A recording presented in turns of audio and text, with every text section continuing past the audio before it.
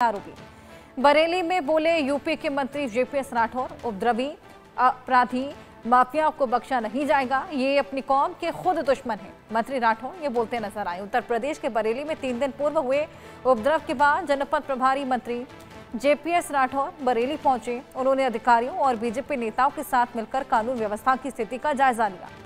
योगी के मंत्री ने साफ किया कि उपद्रवियों, अपराधियों और माफियाओं को किसी भी हाल में बख्शा नहीं जाएगा और सरकार सख्त कार्रवाई करेगी। इसके साथ ही बीजेपी नेता ने कहा कि हम किसी निर्दोष नागरिक को परेशान करने वालों को छोड़ेंगे नहीं और ये अपनी कौम के दुश्मन खुद है, क्योंकि ये छोटे छोटे बच्चों के हाथ में पत्थर पकड़ा रहे हैं। सीएम योगी का सख्त निर्देश है कि अपराध के प्रति जीरो टॉलरेंस है।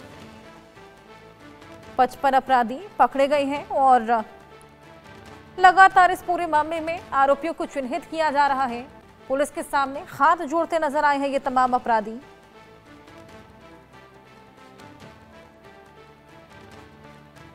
ये अपनी कौम के खुद दुश्मन मंत्री राठौर ये बोलते नजर आए हैं। 55 लोग गिरफ्तार किए जा चुके हैं। बरेली हिंसा में जिस तरीके से अशांति की व्यवस्था फैलाने के लिए कोशिश,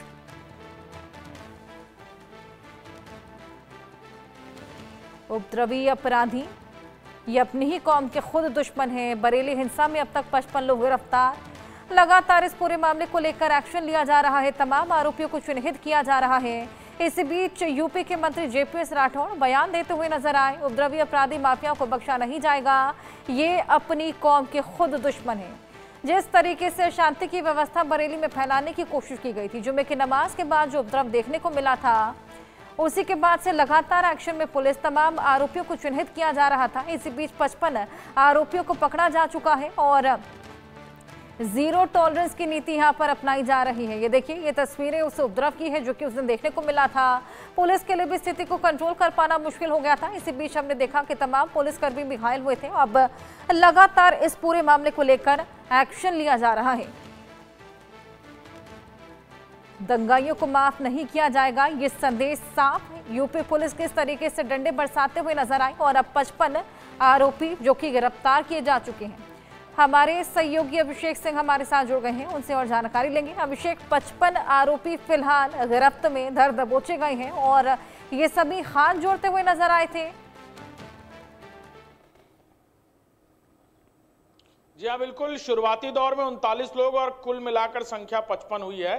ये वो लोग थे जिन्होंने इस पूरे क्राउड पुलिंग में, यानी ये पूरी भीड़ जिस तरह हिंसक हुई, उससे पहले एक सोची समझी साजिश के तहत, एक लंबी चौड़ी तैयारी के तहत इन सबको बुलाया था। सोशल मीडिया के जरिए, व्हाट्सएप ग्रुप्स के जरिए इन्हें बाकायदा उस जगह पर बुलाया गया था।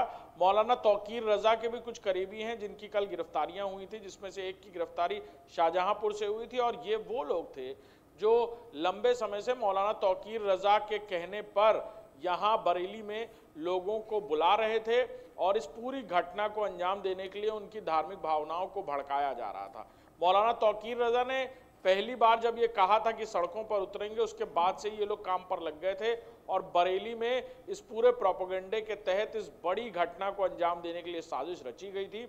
इन्वेस्टिगेटिंग एजेंसीज जिस तरह से इनिशिएट कर रही हैं इन्वेस्टिगेशन को, उससे ये साफ पता चल रहा है कि इस पूरे मामले की तह तक जाकर एक एक शख्स का नाम सामने आता दिख रहा है। और मौलाना तौकीर रजा की भूमिका शुरुआती दौर में ही सामने आ गई थी, क्योंकि उनकी तरफ से ही पहले ज्ञापन देने की बात की गई, लेकिन इसका कोई भी इंटीमेशन जिला प्रशासन को नहीं दिया गया, ना कोई परमिशन ली गई थी।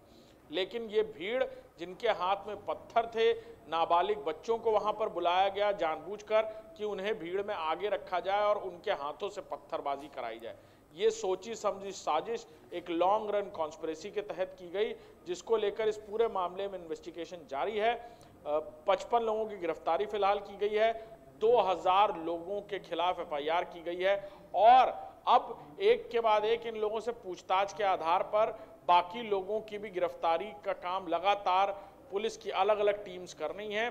मौलाना तौकीर रजा के भी कई एक करीबी जिन्होंने अपने घरों में, बैंक्वेट हॉल्स में, शादी घरों में लोगों को बुलाया था और फिर वहां से ये जत्थे के जत्थे लेकर उस घटना स्थल तक पहुंचे थे और वहां से पत्थर इकट्ठा कर पुलिस पर और प्रशासन के लोगों पर पत्थरबाजी की थी। बिल्कुल, और ये स्ट्रॉन्ग संदेश यहाँ पर यूपी पुलिस द्वारा दिया गया, जिस तरीके से इन 55 की गिरफ्तारी की गई है। अभिषेक, लेकिन क्या मकसद साफ हो पाया है? क्या त्योहारी पर्व जिस तरीके से नवरात्र चल रही है उसमें अशांति की व्यवस्था फैलाने के लिए पूरा दंगा देखने को मिला? निश्चित तौर पर वजह कुछ ऐसे ही मंसूबे कुछ यही रहे होंगे, क्योंकि जिस तरह से ये घटना इनिशिएट होती है एक प्रोपेगेंडे के तहत, पहले बाराबंकी, फिर कानपुर और फिर उत्तर प्रदेश के कुछ जिलों में छुटपुट घटनाएं सामने आती हैं और फिर बरेली में सोची समझी साजिश के तहत ये सब लोग इकट्ठा होते हैं, एकजुट होते हैं, पहले प्रोटेस्ट की बात कहते हैं और फिर पत्थरबाजी करने लेते हैं, सरकारी संपत्ति को हानि पहुंचाना शुरू कर दिया जाता है। फैक्ट फाइंडिंग कमेटी जो जिला प्रशासन की तरफ से बनाई गई है उसके मेंबर्स को ये भी जिम्मेदारी दी गई है कि जो नुकसान हुआ है सरकारी संपत्ति को उसका आकलन किया जाए, ताकि उस आधार पर जिन लोगों ने भी सरकारी संपत्ति को क्षति पहुंचाई है या जिनकी भी गिरफ्तारी की जा रही है उन्हीं से क्षतिपूर्ति की जाए, ताकि एक बड़ा मैसेज डाउन द लाइन जाए कि ऐसे लोगों को बख्शा नहीं जाएगा, आर्थिक तौर पे भी इन्हें दंड दिया जाएगा जो लोग भी सरकारी संपत्ति या जनता की टैक्स की गाड़ी कमाई से बनाई हुई संपत्तियों को नुकसान पहुंचाएंगे। बिल्कुल, यहाँ पर जिस तरीके से पुलिस के सामने हाथ जोड़ते हुए आरोपी नजर आए हैं, ये साफ बताता है कि जीरो टॉलरेंस की नीति के आगे ये आरोपी झुकते हुए नजर आए। तमाम आरोपियों को चिन्हित कर एक एक कर गिरफ्तारी की जा रही है। 55 अभी तक गिरफ्तार किए जा चुके हैं और जैसे कि हमारे सहयोगी ने बताया 2000 लोग हैं जिन्हें चिन्हित किया गया है और एक एक कर सभी की धरपकड़ में ये तमाम कोशिशें की जा रही है। अभिषेक, किस तरीके से गिरफ्तारी की जा रही है, किस तरीके से कवायदे इनके धरपकड़ को लेकर?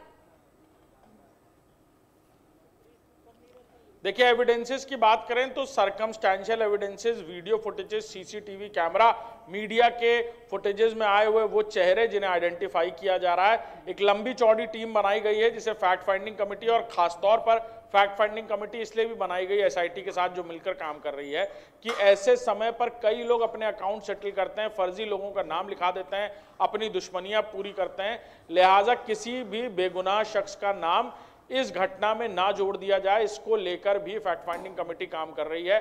और साथ ही साथ इलेक्ट्रॉनिक एविडेंसेस की बात करें तो मोबाइल आईपी ट्रायंगुलर सिस्टम का इस्तेमाल किया जा रहा है, यानी मोबाइल नेटवर्क ट्रायंगुलर सिस्टम का इस्तेमाल किया जा रहा है, जिसके जरिए 3 टावर जो आसपास हैं उनमें जो भी आईपी एड्रेसेस उस वक्त वहां एक्टिवेटेड थे उन्हें भी जानकारी के हिसाब से पता किया जा रहा है और उसे भी एक एविडेंस की तरह इस्तेमाल किया जा रहा है। यानी इस आधार पर भी, यानी हर एक तरीके से साइंटिफिक एविडेंसेस को, सरकमस्टेंशियल वीडियो एविडेंसेस को, हर चीज को इस जांच में साथ लिया जा रहा है और उसमें पुख्ता जानकारी होने के बाद ही किसी की गिरफ्तारी हो रही है। जी बिल्कुल, लगातार एविडेंसेस को इकट्ठा किया जा रहा है। तमाम सीसीटीवी फुटेजेस को खंगाल कर 55 आरोपियों की गिरफ्तारी फिलहाल की जा चुकी है और इसके अलावा लगातार यहाँ पर ये गिरफ्तारियां की जा रही हैं और जिस तरीके से मास्टरमाइंड के रूप में जो कल्प्रिट निकलकर सामने आया है, उनके जो करीबी हैं उन पर भी लगातार कार्रवाई देखने को मिल रही है। अभिषेक,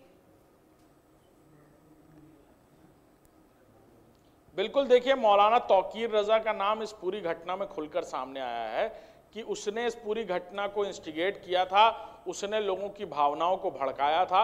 हालांकि मौलाना तौकीर रजा का नाम पहली बार सामने नहीं आया।